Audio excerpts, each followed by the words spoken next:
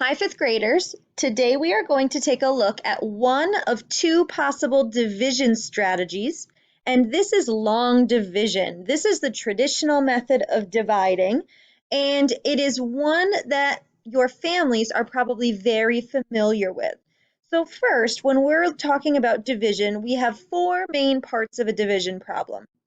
The divisor is the number that goes outside of the little division house or the box that sets up our long division problem. And the divisor tells us how many groups we have. This is the number we are dividing by. So if in a word problem you hear that phrase divided by and then a number, that's talking about your divisor.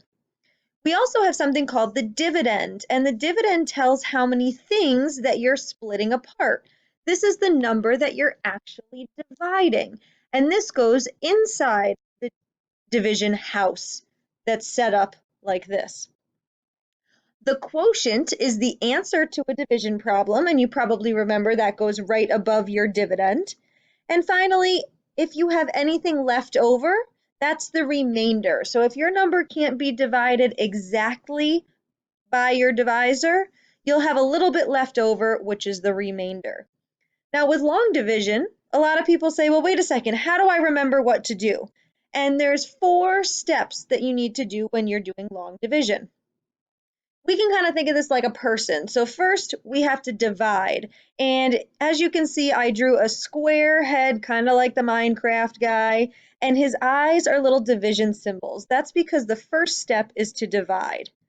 Then we have to multiply. So on our person, this is their nose. We need to multiply whatever digit we just placed in the quotient times the divisor.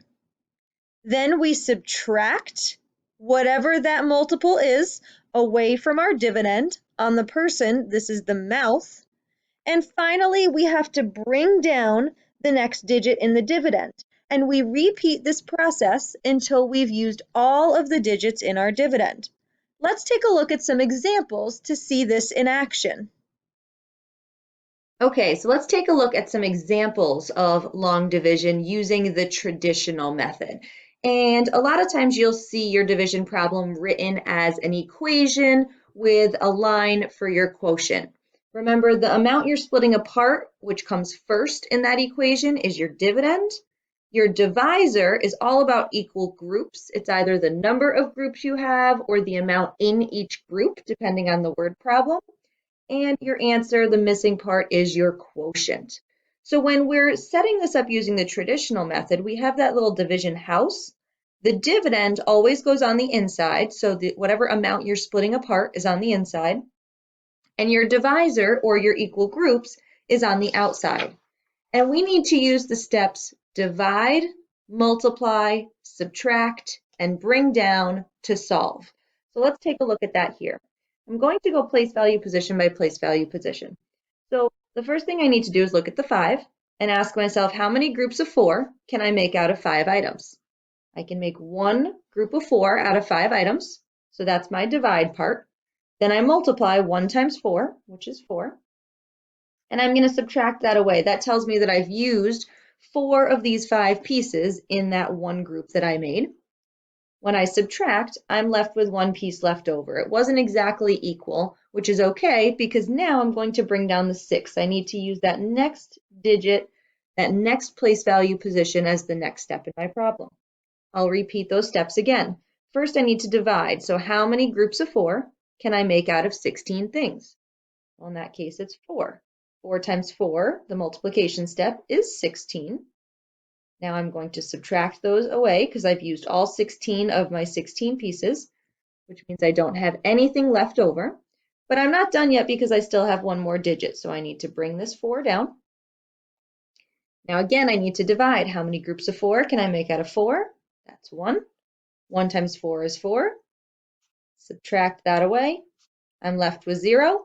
Since I have no more digits that I need to bring down from my dividend, I know that I have my final quotient of 141. This particular question did not have a remainder. It divided evenly. Let's take a look at another one. This time I have 2,461 divided by 3. So I set it up again with my dividend on the inside and my divisor on the outside. I need to go place value position by place value position. First, I divide. How many groups of 3 can I fit into 2? Well, if I only have 2 things, I can't make a group of 3. So I need to put a 0 or an X as a placeholder. Even if you are going to have a 0 or no available groups, you still need to hold that place so that your work is lined up. Now I can look at both the 2 and the 4 together as a group of 24. How many groups of 3 can I fit into 24? Well, that's 8. 8 times 3 is 24. So I'm going to subtract those 24 pieces away. I'm left with 0. Now I need to bring down my next digit. How many groups of 3 can I fit into 6? 2 groups fit in evenly. 2 times 3 is 6. Subtract. I'm left again with 0. I still have one more digit to bring down, so I'm going to bring down the 1. How many groups of 3 can fit into 1? Again, I can't make any groups of 3 out of one item, so I need that placeholder 0. Otherwise, it's going to look like our answer is 82, which will be much too small. Even if you were just thinking about that, 82 times 3, well, that would be less than 300, so that can't possibly be right. So we need that placeholder 0. 0 times 3 is 0. Subtract, I'm left with 1.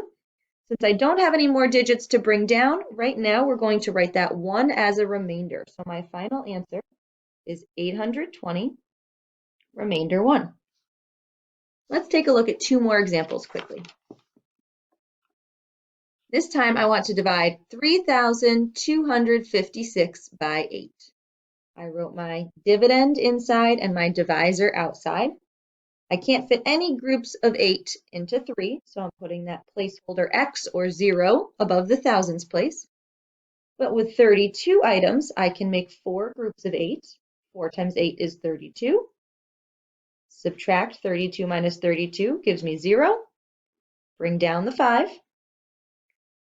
I can't make any groups of 8 out of 5 items, so again I need a placeholder 0. 0 times 8 is 0. Subtract, I'm left with 5. One more digit to bring down. How many groups of 8 can I make out of 56? Well, that would be 7. 7 times 8 is 56. Subtract, I'm left with 0. Since there's no more digits to bring down, my answer is 407. And one final example, 7,629 divided by 7. Well, this time, 7 can fit into 7 one time. 1 times 7 is 7. I'm going to subtract that. I'm left with 0. Bring down the 6. I can't make any groups of 7 out of 6 items. I'm close, but I can't do that. So I need that placeholder 0. 0 times 7 is 0. Subtract, I'm left with 6. I'll bring down the 2. When I have 62 divided by 7, I know that I can make 8 groups because 8 times 7 is 56. I'm going to subtract 62 minus 56. That leaves me with a remainder of 6. I have one more digit to bring down. So now if I have 69 items, how many groups of 7 can I make? The answer to that is 9, because 9 times 7 is 63. Subtract, I'm left with 6. I have no more digits to bring down, so that 6 is a remainder, which makes my final answer 1,089, remainder 6. So it's important to remember the steps of divide, multiply, subtract, and bring down when you are using long division or the traditional method. Thanks for watching.